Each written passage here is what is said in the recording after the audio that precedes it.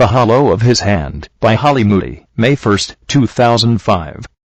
Isaiah 40:12. Who hath measured the waters in the hollow of his hand, and meted out heaven with the span, and comprehended the dust of the earth in a measure, and weighed the mountains in scales, and the hills in a balance?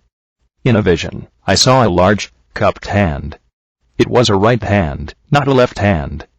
In my spirit, I sensed that this hand was the hand of the Lord. This large, cupped hand was held out over the face of the entire earth. Look into my hand, I heard a voice, the Lord's voice, instruct me. In the vision, I found myself crawling slowly and carefully up the large hand, until I reached the top of the hand. I looked down into the palm of this hand. To my surprise, I saw that the Lord's hand contained multitudes of people.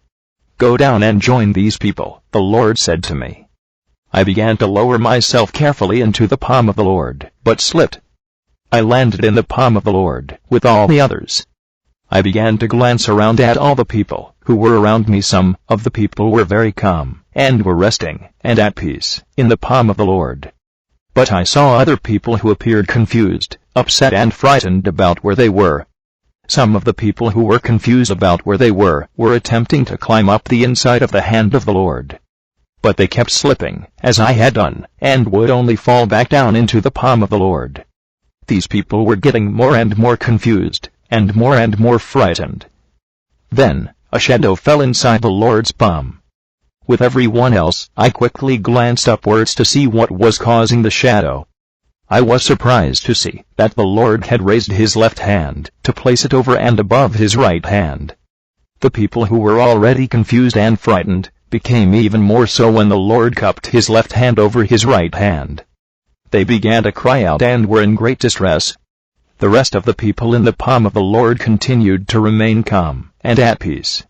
Then, the sounds of a great storm came to the ears of all of us who were in the palm of the Lord. The sound of the storm was originating from the east.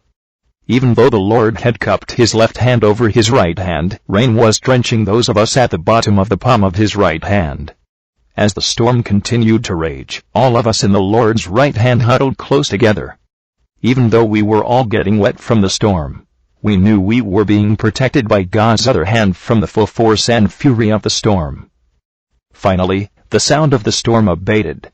As some of the people began to once again attempt to climb up the inside of the Lord's hand, I heard the Lord exclaim, "Prepare yourselves, for it is not over yet. Remain in my hand and you will be saved. Fear not, for I am a refuge for all who trust in me. As I have poured out my fury and indignation upon one area of the earth, even so will I pour out my judgment upon other areas of the earth that have forsaken my laws and judgments. For I am a just and righteous God, without partiality.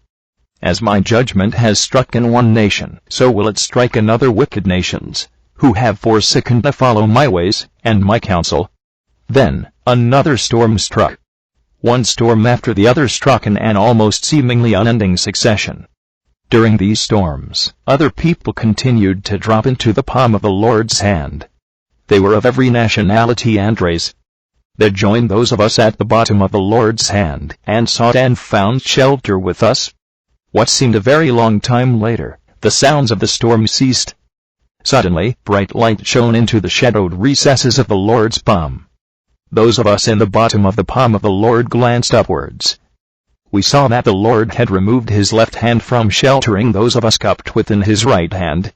Then, slowly and carefully, the Lord stretched out his right hand so that it was held out flat. Those of us who had been huddling in the palm of the Lord were now able to stand upright. As we gazed out upon the earth, we were amazed and stricken at the devastation that met our eyes. Whole areas of the earth had been destroyed. Before each time of my judgment upon a particular area of the earth, I heard the Lord say, "I will raise up my prophets to proclaim that judgment. I will give warning both to the righteous and to the unrighteous. Whether the people will hear, or whether they will not hear, I will not allow my judgments to fall without warning. I will no longer wink at sinful and unrighteous nations. I have given warning beforehand so that when it comes to pass, all may remember and believe."